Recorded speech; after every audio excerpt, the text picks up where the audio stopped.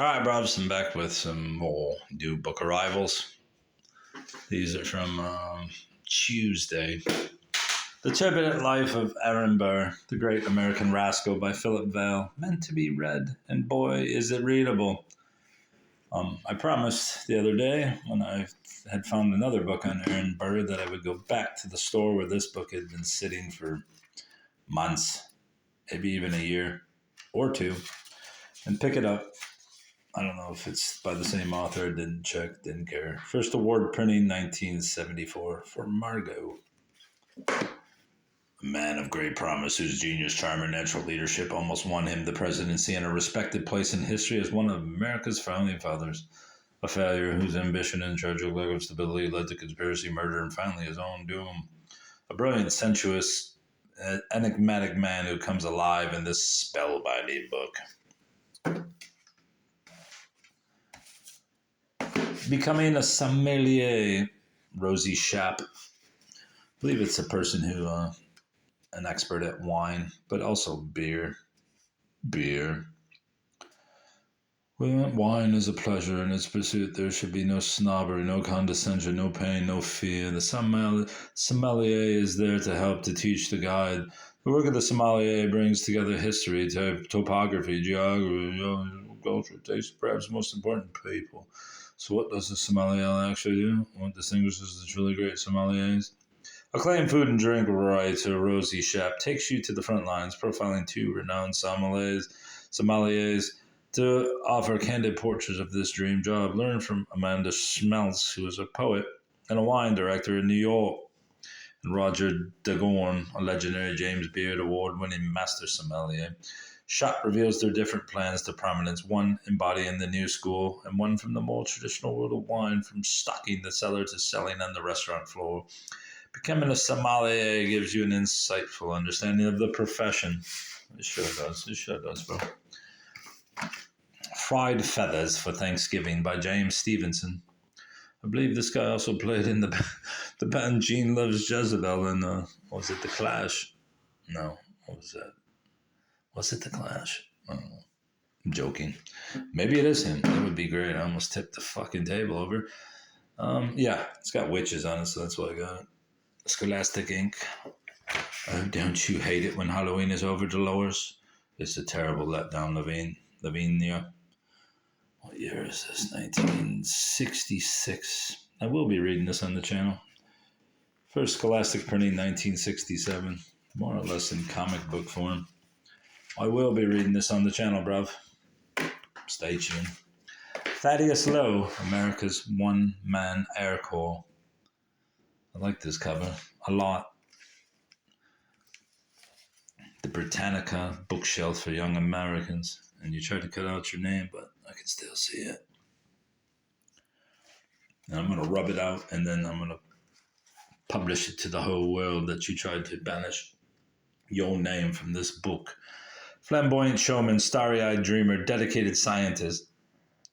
Thaddeus Lowe, with his billowing balloon, can justly be called the founding father of the United States Air Force because of the balloon equipment and the aerial reconnaissance techniques he developed during the Civil War. Self-taught cobbler's son from New Hampshire, Lowe was interested in the science of flight, and one of his boyhood experiments was a plan to send a huge kite aloft with a cat in it to test its reaction to altitude. He became fascinated by balloons, and at 22 was a carnival balloonist taking passengers aloft at so much ahead.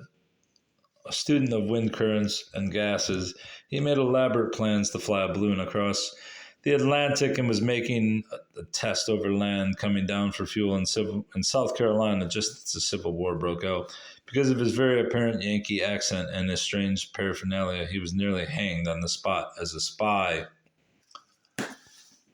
Sounds like an interesting book, quite honestly. How many pages is it? It's got to be fucking better than that Napoleon book I'm reading.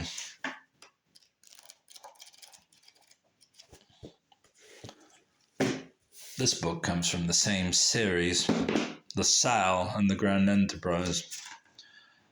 I believe LaSalle ended up in the Michigan area. I could be wrong, though.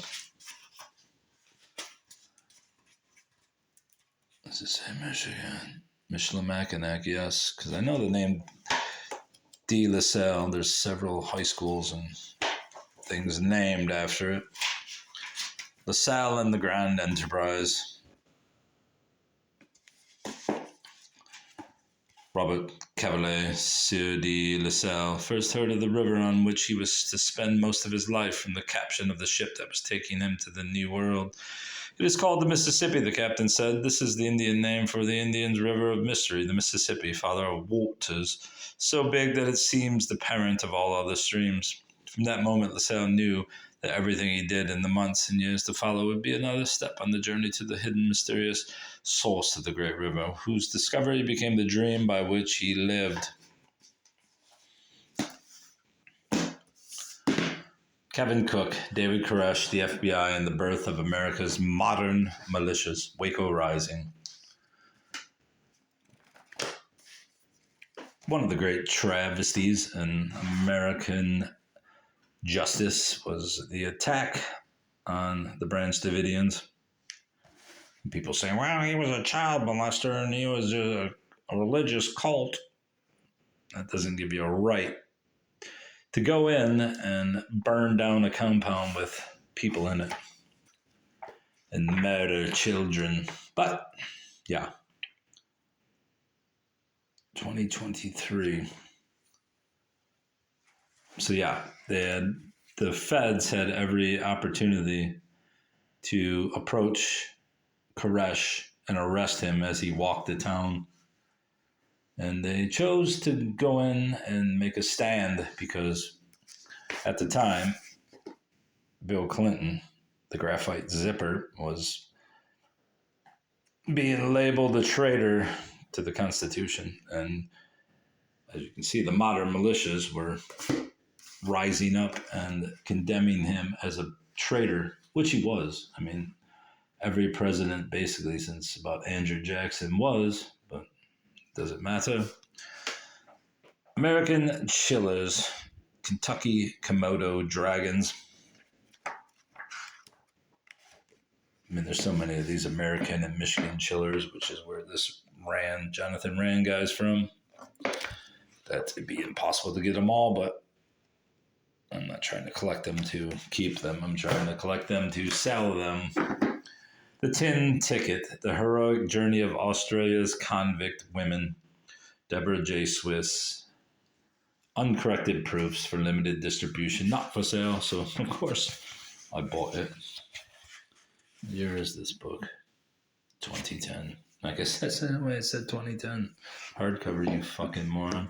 Historian Deborah Swiss tells the heartbreaking, horrifying, ultimately triumphant story of the women exiled from the British Isles and forced into slavery and savagery, and who created the most liberated society of their time.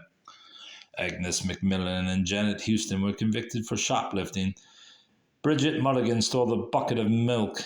Widow Ludlow Tedder, 11 spoons. For their crimes, they were shipped with other female convicts to Van Diemen's Land, later known as Tasmania, part of the British Empire's crown jewel, Australia. The deportation of thousands of petty criminals, the vast majority being non-violent first offenders, provided a convenient solution for the government. Crossing shark-infested waters, some died in shipwrecks during the 4-month journey or succumbed to infections and were sent to a watery grave. Others were impregnated against their will by their captors.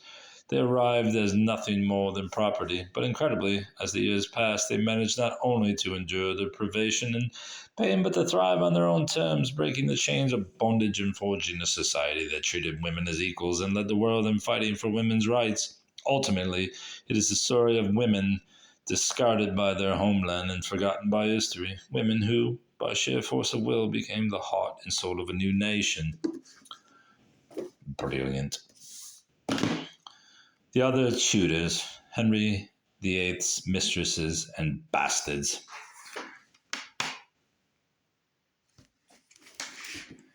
If you remember my love in your prayers as strongly as I adore you, I shall hardly be forgotten, for I am yours, Henry R. forever.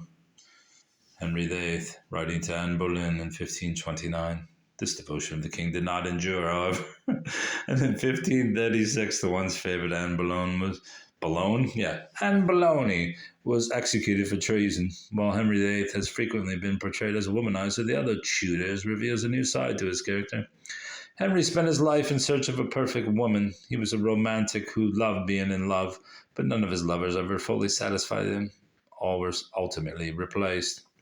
The other Tudors, Philippa Jones, uncovers the intrigues behind Henry's many love affairs and illuminates the tumultuous lives of his many illegitimate offspring, whose paths often entwine with those of their royal siblings, Edward, Mary, and Elizabeth Tudor. Nice 50-cent pickup, eh? Athenae, the real Queen of France, Lisa Hilton. The Life of Louis XIV's Mistress. Biography. Athenae de Montespan reigned as official mistress to Louis XIV during the most glorious period of the splendid century. As lovely and charming as she was, witty and cunning, Athenae quickly rose to far greater prominence than the king's own spouse. It was Madame de Montespan who was known as the real Queen of France, the symbol of the apotheosis of French culture in the 17th century. As a lover, she risked the disgrace of adultery to conduct an affair that scandalized Europe.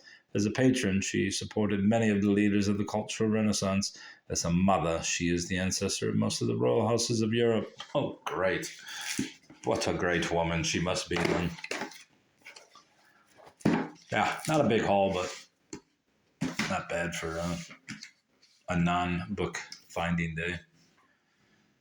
So what is that? 3, 6, 9 more books. It's more than most people get in a week. That's what I got in one day of a slow day. Goodbye.